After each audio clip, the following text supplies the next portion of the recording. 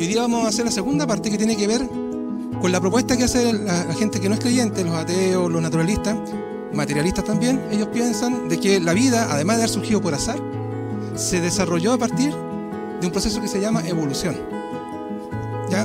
Vamos a repasar un poco los tiempos del colegio para ver de qué trata esto de la evolución, y vamos a analizar algunos problemas que tiene, y también en contrapartida lo que la Biblia propone como explicación de la abundante y rica diversidad de vida que hay en la Tierra. Bien, comencemos.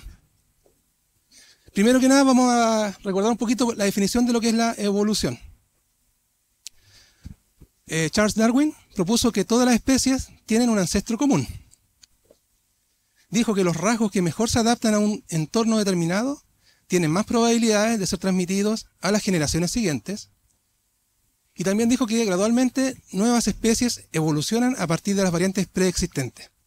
¿Ya? O sea, dicho en castellano para el hombre de a pie, digamos, él dijo, todas las especies de vida en la Tierra evolucionaron o partieron desde una especie primitiva. Esta especie primitiva, con el paso de millones de años, empezó a desarrollar algunas aptitudes para mejorar su adaptación al entorno. Ya empezaron a mejorar, por ejemplo, desarrollaron ojos para mirar, desarrollaron pies para moverse, en el caso, ¿ya? Y según esta idea de Darwin, él propone que este proceso, que es largo, que demora muchos millones de años, va dando mejoras a las especies e incluso permite que existan nuevas especies a partir de una especie común. ¿Ya? De eso consiste la evolución. Y en este cuadrito, que espero que se vea bien, ya vemos un gráfico más o menos cómo se proyecta la evolución a través, insisto, de miles de millones de años, donde seres simples, como pueden ser las células sin núcleo, van volviéndose cada vez más complejas, empiezan a desarrollar, por ejemplo, el núcleo, después empezaron a convertirse en seres vivos más complejos, como les decía, pasando incluso a tener huesos, ¿ya? Ahí aparecen los vertebrados, y después los peces, de los peces salieron los anfibios los reptiles salieron las aves, y así se fue desarrollando con el paso del tiempo hasta llegar al ser humano, ya que es como la cúspide del proceso de evolución, lo más complejo que hay.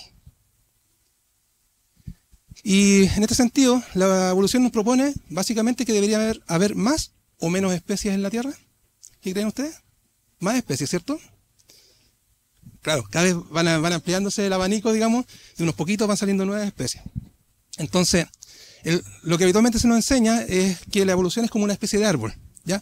Parte de poquitas especies que se van multiplicando, que se van cambiando, que salen nuevas especies, y así va aumentando la variedad. Y esto es lo que se llama evolución. Pero, en contrapartida de la evolución, hay otro proceso que también es natural, ¿ya? Y que no aumenta el número de especies, sino que las disminuye. Y se llama la extinción. ¿Ya? No se ve muy claro, pero ahí dice extinción. Se estima que al día de hoy, por ejemplo, cada año se extinguen más de 20.000 especies. Y uno dice, ¿pero cómo tantas? Claro, lo que pasa es que no son especies grandes, estamos hablando de especies pequeñas, de insectos, gusanos, ¿ya? Animales que a lo mejor uno ve en la ciudad, pero se proyecta que todos los años desaparecen 20.000 especies actualmente. Claro, para sostener la teoría de la evolución, también se explica de que en la época en que ocurrió más fuerte la etapa de evolución, ¿ya? En la antigüedad, se extinguía una especie por año, ya, para que siga aumentando. Pero es como una especie de respuesta media acomodada. Y aquí nosotros nos hacemos las preguntas. ¿Efectivamente las especies evolucionan? Y hay dos conceptos, ¿ya? Porque efectivamente las especies cambian, ¿ya? Eso no hay por qué negarlo porque uno lo puede ver. Uno es la micro y otra es la macroevolución. La microevolución se trata de una variación o adaptación que permitió originar a las distintas razas, o sea, originar las distintas razas dentro de una especie. Esto incluye, por ejemplo, los cambios y mutaciones en virus y bacterias para sobrevivir a los antibióticos.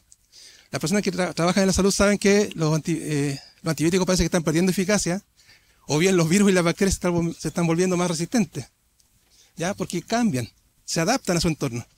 Y los antibióticos, que son sus agresores, las bacterias con el paso de los años parece que se van acostumbrando y resuelven cómo sobrevivir al efecto de los antibióticos. Entonces, la microevolución son este tipo de cambios, ¿ya? Por ejemplo, acá en el cuadro vemos una foto, un cuadro mejor dicho, de los grandes felinos de África, y nos damos cuenta que efectivamente hay cambios, aunque dentro de una misma especie, porque son todos felinos, ¿ya? Pero sí hay algunos que están más adaptados al hábitat donde viven. Tenemos, por ejemplo, los que son blancos, el tigre blanco, el leopardo blanco, porque ellos son de nieve, o de zonas más frías, entonces se camuflan mejor. Ese tipo de cambios, insisto, nosotros lo vemos y no podríamos negarlo. Existe la microevolución. Las especies se adaptan a su entorno y cambian para sobrevivir mejor. Pero lo que postula Darwin es algo más grande. Él habla de la macroevolución, que consiste en cambios en los genes, lo que permite la aparición de nuevas especies. Es muy distinto al cuadro anterior que les mostraba, donde hablamos de puros felinos, todos distintos, pero felinos a fin de cuentas, a decir que de los felinos sale una especie completamente distinta, ya que podría ser, no sé, un super felino. Ya, la propuesta entonces de Darwin es que la evolución es macro, ocurren cambios a nivel genético. Por eso se forman nuevas especies de las especies anteriores. Y aquí, por ejemplo, nos dan ejemplos de especies que son de transición, supuestamente animales que existieron y que son como parte de la escalera entre los animales más primitivos y los animales modernos. Ahí, ¿se acuerdan del Archaeopteryx? En el colegio seguramente lo vieron, ¿cierto? Este pajarraco que tenía cola con huesos, que tenía garras en las alas y además tenía dientes en el pico. Pero lo interesante de esto es que sigue siendo un pájaro, ¿ya? Fíjense en la descripción que tiene. El Archaeopteryx, de partida no se han encontrado muchas evidencias fósiles, sino que unas pocas, en un cierto sector de Europa, en Alemania, ¿ya? Y este pajarraco medía 50 centímetros, así que era el tamaño de una gallina, para que se hagan una idea. Y se infería, porque tiene alas, ¿ya?, que podía volar o planear. No es muy distinto de las gallinas tampoco pueden volar, pero sí podrían planear un poquito, ¿cierto? Yo que soy de campo vi las gallinas que saltaban del corral y trataban de volar, pero era solamente para avanzar un poquito más. Pero no volaban porque obviamente su peso con el tamaño de sus alas no era proporcional. En cambio, el Archaeopteryx sí tenía alas más grandes. Y como les digo, lo que tiene de particular esta gallina primitiva es que tenía dientes, que tenía tres dedos en sus garras, y tenía una cola larga y huesuda, parecida a los reptiles. Entonces se nos dice que el Archaeopteryx es un animal de transición entre los reptiles y las aves. Otro ejemplo que se nos muestra es el Acanthostega, ¿ya? Este es un pez antiguo. Yo encontré un poco rara el dibujo que hicieron, artístico, respecto al fósil, porque el fósil, se da cuenta, las patitas siguen pareciendo aletas. Pero en cambio arriba lo dibujaron con patas de las que usan los animales para caminar. Claro, pero la descripción igual es clara respecto a que este pez, ¿ya?, tenía miembros que carecían de articulaciones, o sea, no tenía codos, no tenía rodillas, sino que era como extensión de huesos nomás, hacia los lados. Y como no tenía articulaciones, se creía que esas extremidades eran demasiado débiles para soportar su peso fuera del agua.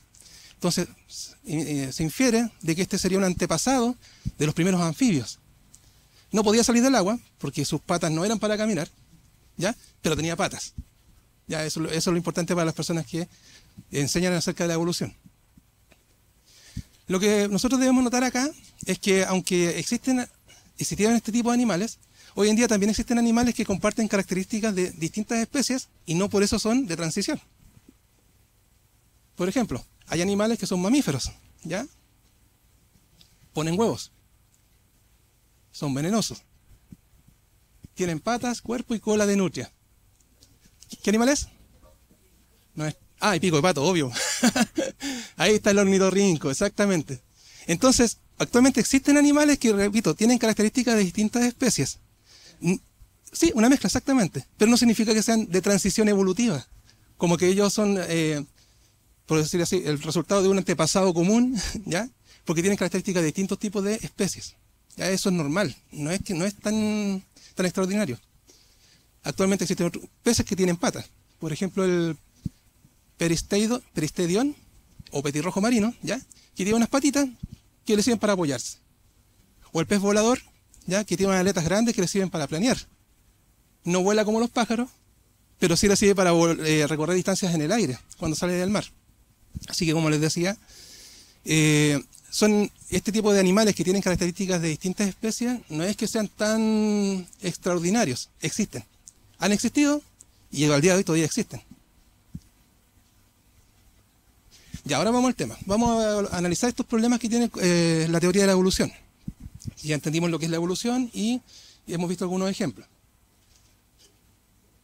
La primera dificultad que tiene la teoría de la evolución es si la mutación y la selección natural, que son las fuerzas que argumentan los evolucionistas, que supuestamente mejoran las especies, nosotros creemos que es incapaz de generar toda la complejidad y variedad de vida que existe en la antigüedad. O sea, en la actualidad, perdón. La actualidad. Porque nos tenemos que preguntar si la mutación y selección natural siempre son buenas para los animales. Entonces, hablemos primero de lo que es la mutación. La mutación siempre afecta a los genes, ¿ya? Son cambios en los genes. Y hay tipos de mutación que ocurren. Por ejemplo, para la teoría de la evolución, deberían ser mutaciones que son heredables. O sea, que una vez que un animal tiene cambios en sus genes, que se puedan traspasar a la siguiente generación. También hay mutaciones que son adquiridas y otras que son esporádicas, que son defectos transitorios. El problema son los efectos que causan estos cambios genéticos. Vemos que podrían, como dice ahí al medio, podrían no tener ningún efecto notorio, estos cambios en los genes. Bien, podrían ocasionar cambios menores en las proteínas. Cambios en las proteínas podrían implicar algún tipo de enfermedad. ¿Ya? Porque nuestros cuerpos, como se explicaba la semana pasada, funcionan de manera muy perfecta. Tenemos muchos sistemas integrados en nuestro cuerpo. Sistema digestivo, tenemos la vista, tenemos los sentidos, ¿ya? Y todos funcionan perfectamente. Si hay cambios en la proteína o en las células que trabajan en estos sistemas, podríamos empezar a tener fallas, como los que empezamos ya a tener problemas estamos cortos de vista. ¿Por qué? Porque las células que trabajan en nuestro sistema de visión, digamos, ya se están degenerando. 10 años atrás yo no tenía problemas de vista y ahora sí me doy cuenta que me cuesta enfocar. Pero es porque mis células, por causa de la edad, lamentablemente, ya no están saliendo tan perfectas ni se están copiando como deberían ser. Tenemos también casos donde, por ejemplo, por causa de estas mutaciones genéticas, una proteína podría dejar de funcionar. Eso ya implicaría enfermedades, ya en nuestro cuerpo. Y en los casos más graves, que es el último punto, estos cambios genéticos pueden causar enfermedades genéticas, como por ejemplo cáncer, fibrosis quística, hemofilia o otro tipo de enfermedades por células falciformes, o sea, deformes. ¿Ya? Entonces, sabemos que este tipo de enfermedades que son muy graves no se contagian, ¿cierto? Son genéticas. ¿Por qué las puedo tener yo?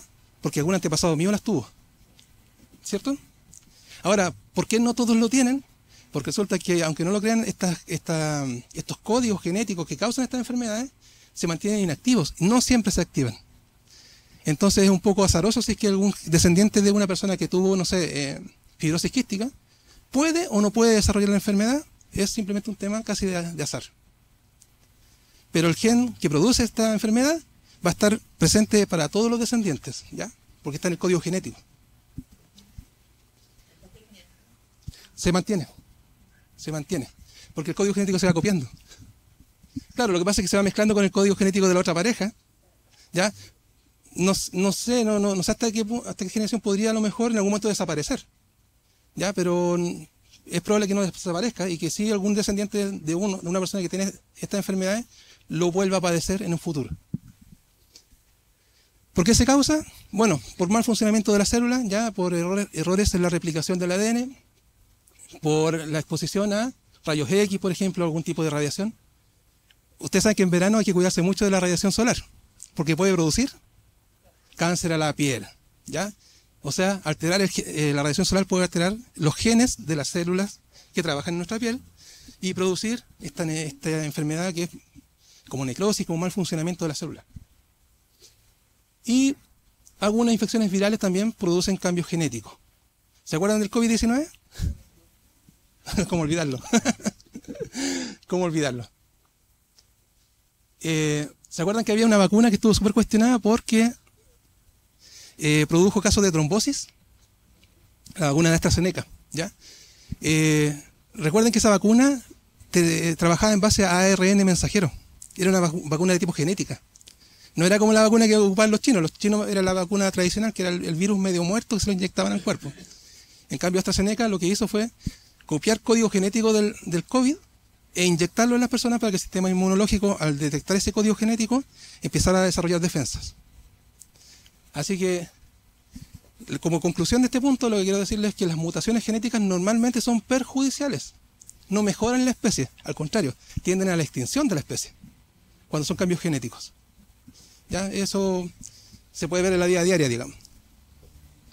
Y respecto a la selección natural, que es la fuerza que dice la evolución, que ha guiado todos estos cambios en las especies, ¿ya? Dicen que la naturaleza hace que todas las especies, por querer sobrevivir, se vayan mejorando genéticamente, desarrollando nuevas habilidades que después transfieren a sus descendientes. Vamos a poner un ejemplo. Tenemos un establo con varios caballos, ¿ya? Son animales criados, alimentados y protegidos de enfermedades, digamos, mediante la cría selectiva que realiza un criador, pues, el que los cuida. ¿En qué consiste esta cría selectiva? Como quiere que el caballo sea un caballo de carrera, va a elegir a los caballos que sean más veloces para que se crucen. O sea, caballos yegua, mejor dicho, para que no se presta confusión. Caballos yegua que sean más veloces para que se crucen entre ellos, ¿ya? La idea es que el potrillo que nazca tenga capacidad genética de ambos padres para ser muy rápido y ganar muchas carreras, ¿cierto? Eso es cría selectiva. Y el criador actúa como la selección natural, en el sentido de motivar o de guiar, digamos, la crianza de animales más capaces genéticamente de ganar carreras. Pero ¿cómo funciona la naturaleza? ¿Qué pasaría, por ejemplo, si dejamos que estos ejemplares estuvieran libres en el campo? ¿Los caballos más rápidos se cruzarían con las yeguas más rápidas? Claramente que no. Porque una cosa es la selección natural, como la postula Darwin, pareciera que esta selección natural fuera inteligente. Y la naturaleza no es inteligente. Entonces es un poco un acto de fe pensar de que la selección natural siempre va a preservar los mejores cambios en las especies, sabiendo ya que las mutaciones, por ejemplo, son mayormente perjudiciales. Entonces, en este ejemplo, reitero, la selección natural no es inteligente, por lo tanto está como medio fuera de contexto aplicarla. Porque para que exista selección natural tiene que haber inteligencia que guíe estas cruzas, digamos, beneficiosas. ¿Que pueden ocurrir? Sí, pero tienen que ser guiadas por una inteligencia superior, porque los animales instintivamente no buscan ni ser más rápidos, ni ser más fuertes, ¿ya? Entonces, ni la selección natural, ni la mutación podrían, entre comillas, respaldar este proceso de evolución que enseña o postuló Charles Darwin. Lo que sí ocurre, por la microevolución, es que los animales cambian y se adaptan, ¿ya? Que no es lo mismo que evolucionar, porque evolucionar significa cambiar de especie. Y aquí tenemos un ejemplo de dos perritos, ¿cierto? Un chihuahua y un gran danés, que tienen bastantes diferencias, ¿cierto? Vemos que cambio de tamaño de los huesos, color. Entonces, están adaptados a su entorno. Si yo liberara a estos dos perritos en el bosque, ¿cuál sobreviviría? El gran danés. El chihuahua no está adaptado para vivir, digamos, salvajemente, tiene que estar siendo cuidado. ¿Ya? Se podría adaptar. Podría aprender a cazar a lo mejor, insectos, frutas, comer fruta, por supervivencia. Pero no dejaría de ser un perro. Lo mismo pasa con el gran danés. Sigue siendo un perro, aunque es bastante distinto al resto de lo de su especie. ¿Ya? Entonces lo que nosotros entendemos es que sí existe microevolución o adaptación, pero que no creemos que exista una evolución con cambios de especie. La palabra nos enseña en Génesis capítulo 1, ¿ya? Que es donde se nos relata la creación de Dios. Nos dice que, en el versículo 12, produjo pues la tierra hierba verde, hierba que da semilla según su naturaleza y árbol que da fruto, cuya semilla está en él, según su género, y vio Dios que era bueno. Y en el versículo 21, y creó Dios los grandes monstruos marinos y todo ser viviente que se mueve, que las aguas produjeron según su género, y toda ave alada según su especie, y vio Dios que era bueno. La Biblia nos dice todo lo contrario de lo que postula la teoría de la evolución. Nos dice que las especies ya están formadas, cada uno según su especie, según su género, incluso en el reino vegetal, y no van a haber cambios de familia, digamos, de un perro no va a salir un caballo, ¿ya? Ni de un mono puede salir un hombre, porque ya está establecida la familia y las especies de cada ser vivo que Dios creó. ¿Ya? Vamos a ir a la dificultad número 2 de esta teoría. La discontinuidad en el registro fósil. ¿Qué pasó? Darwin dijo, si mi teoría es cierta, ¿ya? Tienen que haber existido indudablemente innumerables variedades intermedias que enlacen estrechamente todas las especies del mismo grupo. En consecuencia, solo pueden encontrarse pruebas de su existencia pasada entre los restos fósiles, los cuales se han conservado. Es decir, lo que esperaba Darwin es que si existía la evolución, tendrían que encontrarse muchos fósiles de animales que van desde el más primitivo hasta el animal actual, y encontrar animales intermedios, por ejemplo, como el Archaeopteryx y cosas así. O sea, un animal que originalmente era un reptil y que después adquirió características de pájaro y habría formado las aves. Eso es lo que esperaba ver Darwin, ¿ya? Que los registros fósiles demostraran su teoría. Pero vamos a ver qué es lo que nos muestra la historia. ¿Ya? Estamos chiquititos, ¿no? Ah, más o menos. Vamos a esperar que corra ese efecto. Ahí. Ya. En los sedimentos más antiguos de la Tierra, ya de las montañas donde se buscan los fósiles, hay uno que corresponde al periodo cámbrico, que supuestamente representa el periodo de 500 a 600 millones de años atrás. Resulta que más abajo de esos fósiles, que son sedimentos de una Tierra más antigua, hay pocos fósiles. Pero cuando se llega a la etapa del periodo cámbrico, resulta que aparecen una cantidad enorme de fósiles de distintas especies, incluso de representantes de todas las especies que existen actualmente. Incluso aparecen fósiles de animales vertebrados, pequeños, pero vertebrados, con huesos. ¿Ya? Entonces, ¿qué dijo Darwin? Darwin habló sobre este fenómeno como una de las mayores objeciones. Gracias, hermano, muy amable. Una de las mayores objeciones contra su teoría de evolución por selección natural. Porque en la Tierra se veía que en los fósiles no había muy poquitos y súbitamente aparecieron todos. Ya, bueno, nosotros también creemos que súbitamente aparecieron todos, ¿no? Entonces, el registro fósil ya es un problema para la teoría de la evolución porque no la respalda completamente. Sí, se han encontrado algunos huesos de algunos animales que podrían haber sido de transición, pero son muy poquitos casos. Y Darwin lo que esperaba es que aparecieran muchos casos. ¿Ya? Muchos tipos de fósiles intermediarios para poder respaldar su teoría. Respecto al tema de la evolución de la humanidad, por ejemplo, se encontró hace muchos años atrás el esqueleto que se llamó Lucy. ¿Ya? A mano izquierda de esa foto tienen los huesos que se encontraron.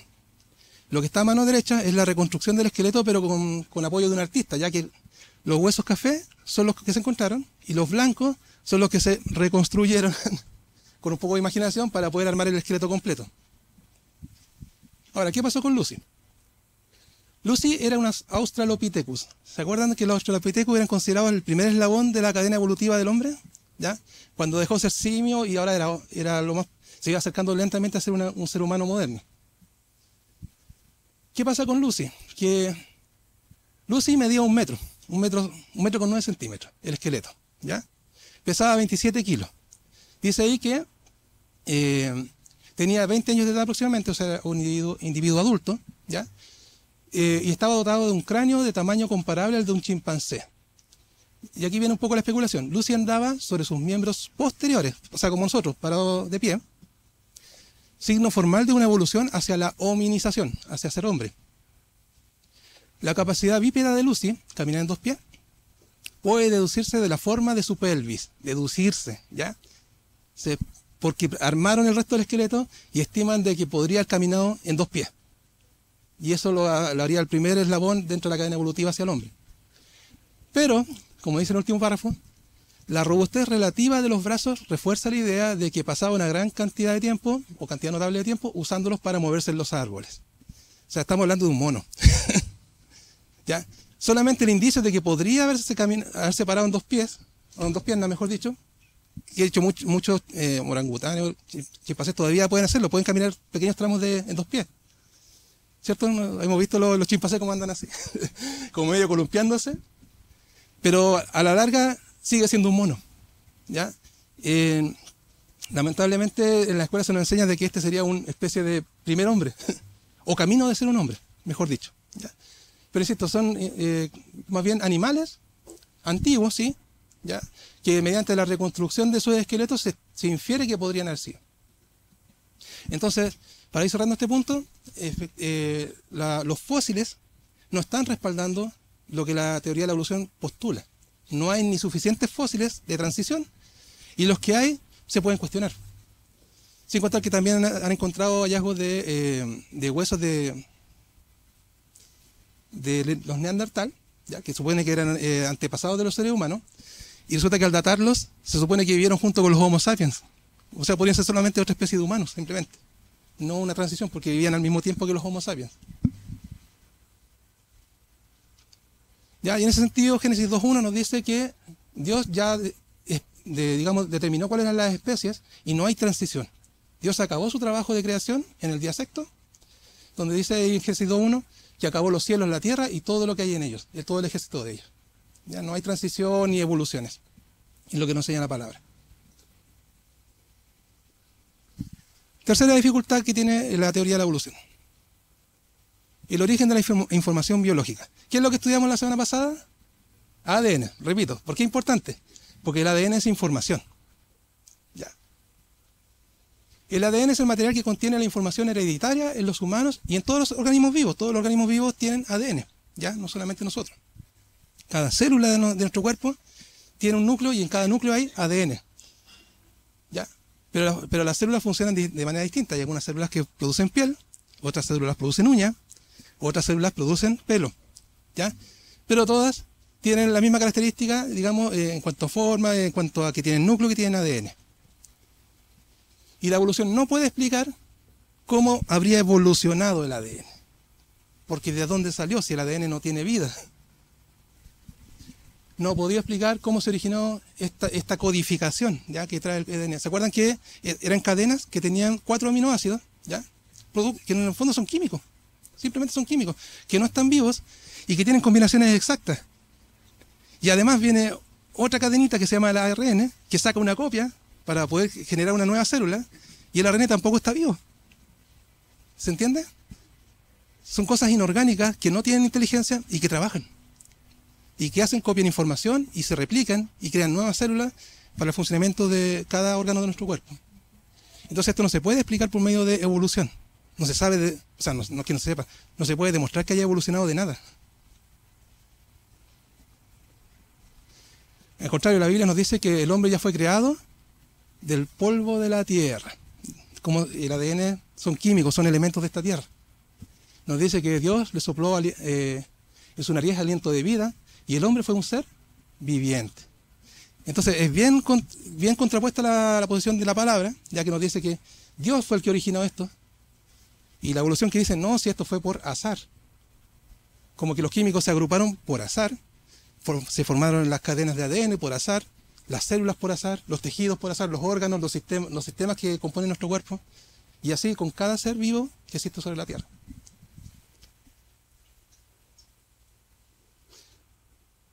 La dificultad número 4. El origen de la información epigenética. Ya, ¿qué es lo que es la epigenética? Son las reacciones y procesos químicos que modifican la reacción genética, pero que no alteran la secuencia, ¿ya?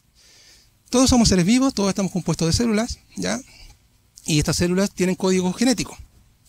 Y fíjense que nuestro cuerpo y el cuerpo de cualquier animal puede cambiar. ¿Se acuerdan lo que hablamos de la adaptación? Las microevoluciones, adaptaciones. Todos los cuerpos pueden cambiar según cómo sea su entorno. Y ahí, por ejemplo, nosotros podríamos afectar nuestro cuerpo aplicando dietas, realizando ejercicio todos los días, por ejemplo. A veces el estrés nos produce cambios en nuestro cuerpo. Y son los mismos genes que reaccionan de manera distinta según las condiciones en las que vivimos, ¿ya? Y esto no se puede explicar por evolución. Vamos a poner un ejemplo. Si yo, a este cuerpo que el Señor me dio, le aplico dieta y ejercicio, todos los días, ¿qué es lo que pasaría? Mis genes empiezan a desarrollar un cambio de aspecto en mi cuerpo, ¿ya? Entonces veo cómo me veo ahora y me proyecto cómo mis genes reaccionan ante el esfuerzo que estoy haciendo, ¿ya? Pero ¿qué ocurre? Que estos cambios no son definitivos porque no son a nivel genético. Es el mismo gen que está acostumbrado, o sea, puede reaccionar así con cambios, pero no hay cambios genéticos, no es que de mí vaya a evolucionar nada. Por eso, mis hijos no van a heredar mis características nuevas. ¿Cierto? No está ninguno de los dos para haberle dicho, si no paran de comer ahora, ya van a ver cómo van a acabar. Entonces, esto no se puede explicar por evolución, que nuestros genes tengan la capacidad de adaptarse y de cambiar, pero sin mutar. ¿Ya? Mis genes siguen siendo los mismos. Y así, con cada especie del mundo, cada especie de animal vivo, incluso hasta de plantas, se pueden adaptar a su ambiente sin que sus genes cambien a una nueva especie. Jesús nos dijo en Mateo 6, 26 y 27, mirad las aves del cielo, no siembran, no ciegan, no recogen en graneros, no se preocupan de nada, pero ¿qué pasa? Que Dios los alimenta. Y respecto a nosotros nos dice, ¿y quién de ustedes o de mí podrá, por mucho que se afane, añadir a su estatura un codo? No podemos cambiar nuestros genes. A veces si nuestros hijos de repente salen, no sé, mal genio, tienen algún defectito en su carácter, son los genes de los padres. Y contra eso no hay nada que hacer. De la mamá, claro. Y contra eso no hay nada que hacer. Creo que todos tenemos esa idea en la mente. Contra los genes no hay nada que hacer. Salió como salió. Ya, y para ir terminando, y la última dificultad que tiene la teoría de la evolución, déjenme ver cómo estoy de tiempo para que después podamos ver. Ah, perfecto, gracias. Yo pensé que estaba más atrasado.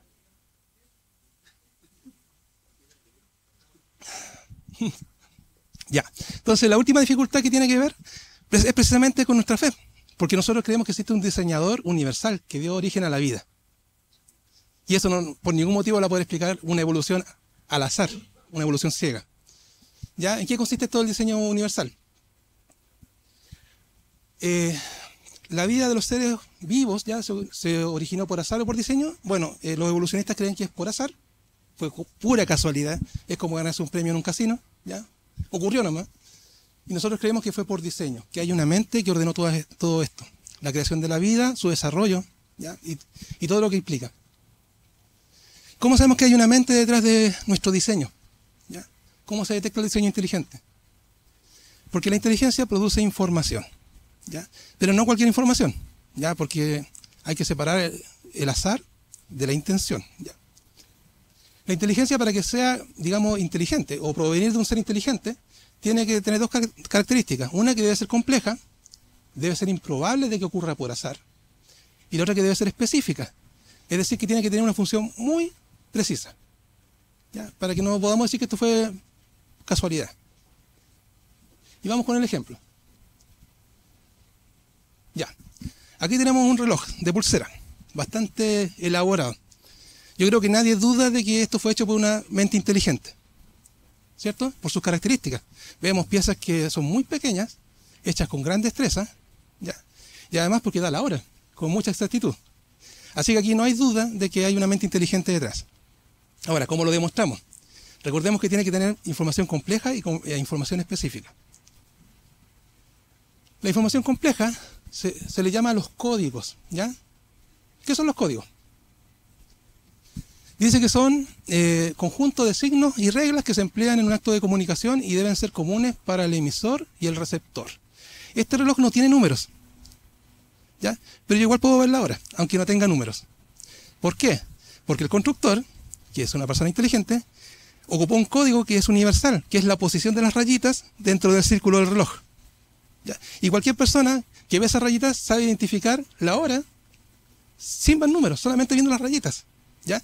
Porque estas rayitas no pueden haber sido puestas ahí por azar. Tienen una intención y forman parte de un código, de un lenguaje que es universal. Ya en este caso particular del reloj tiene que ver con su posición dentro de el círculo del reloj. Entonces ya es información compleja. Pero ¿cómo sabemos que tiene información precisa, específica? A través de sus manillas. Ellas nos dan información específica que es un conjunto de datos ya procesados y que permiten conocer algo. ¿Qué es lo que permite conocer las manecillas? La hora. ¿Pero cómo? Ocupando el código de las rayitas que están alrededor del reloj. Depende de la ubicación de las manecillas, la hora que yo estoy leyendo, ¿cierto? Entonces, con estas dos pruebas, uno dice, aquí esto no fue hecho por azar. El reloj no se armó solo, no se armó por pasos evolucionando solo, sino que más bien una mente inteligente ocupó un código y entrega información a través de ese código para la persona que compre el reloj. Voy a usar un segundo ejemplo que les va a quedar más claro. Ya, si entramos en una habitación y nos damos cuenta que en la pared están rayadas todas estas letras, ¿ya? Como dice abajo, aquí nos damos cuenta que existe información compleja ¿ya? Porque las letras pertenecen a un código que es el alfabeto. Todos identificamos letras del alfabeto. Esto no es que alguien tiró pintura y se imprimieron las letras automáticamente en la pared. Entonces esta información es compleja, corresponde a un código alfabético. Pero no es específica porque no me transmite nada. A menos que alguien quiera decirme qué dice ahí. ¿Ya? No transmite nada. Por lo tanto no tiene información específica, solo compleja. No es atribuirle a casualidad, pero no entrega información precisa. Pero ¿qué pasa si alguien entra a la habitación y me dice, oye, lo que pasa es que las letras escritas están desplazadas un espacio respecto a su lugar en el alfabeto?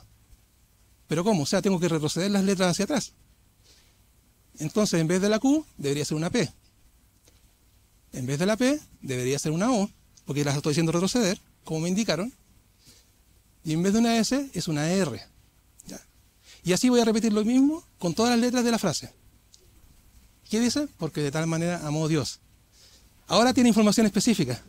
El código, eso no fue escrito por casualidad, solamente que tenía una forma de desencriptarlo, que era retrocediendo las letras hacia atrás.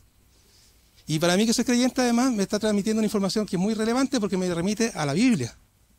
Porque esa frase para mí tiene mucho significado, ¿cierto? Para todos nosotros.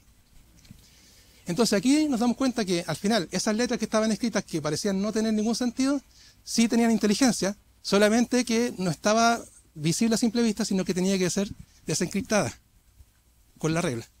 Bien, información con códigos que deben ser desencriptados para que funcionen, es como funciona el ADN. Ya el ADN contiene información compleja y específica, y contiene todas las combinaciones que describen nuestro cuerpo, ¿ya? Y el ADN, insisto, no está vivo. ¿Cómo es posible eso? Que tenga tanta información, que transmita tanta información y no sea un organismo vivo. Pero actúa como las instrucciones de programación en una computadora. Entonces el ADN nos va dando evidencia de que hay una mente que creó el ADN. Porque transmite informaciones complejas y específicas a nivel celular, a nivel invisible para nuestros ojos, pero a medida que se ha avanzado en el conocimiento de la ciencia, ¿qué ocurre? Nos vamos dando cuenta que hay una mente muy sabia, muy inteligente, que diseñó toda la vida. Y para ir terminando, vamos a una reflexión final. Pablo, cuando visitó Grecia, en la ciudad de Atenas, les habló a los griegos, que eran muy buenos para filosofar y pensar en las cosas y en las ideas. ¿Qué les dijo Pablo? El Dios que hizo el mundo y todas las cosas que en él hay, siendo Señor del cielo y de la tierra, no habita en templos hechos por manos humanas, ni es honrado por mano de hombre como si necesitase de algo. Y aquí es lo importante, pues Él es quien da a todos vida y aliento y todas las cosas, y de una sangre ha hecho todo el linaje de los hombres, para que habiten sobre la faz de la tierra, y les ha prefijado el orden de los tiempos y los límites de su habitación. O sea, sin citar la Biblia, Pablo le está diciendo, piensen en esto. Piensen que Dios sostiene la vida, sostiene todas las cosas, y ya definió el orden de lo que le corresponde a cada ser. El orden de los tiempos, cuáles son sus límites. Cada quien tiene un rol según lo ha prefijado Dios. Y para el ser humano, que es la mayor creación de Dios en esta tierra, la orden es que debemos sojuzgar la creación, tenemos que administrar la creación de Dios. Entonces, en esta reflexión voy a agregar una más, que es la de Albert Einstein, que le escribió una carta a uno de sus amigos, que el hombre encuentra a Dios detrás de cada puerta que la ciencia logra abrir. Fíjense que lo interesante es que Einstein no era cristiano, ¿ya? Si bien es de descendencia judía, claro, gracias por traer, descendencia judía, pero él nunca fue creyente, pero tampoco era ateo, ¿ya?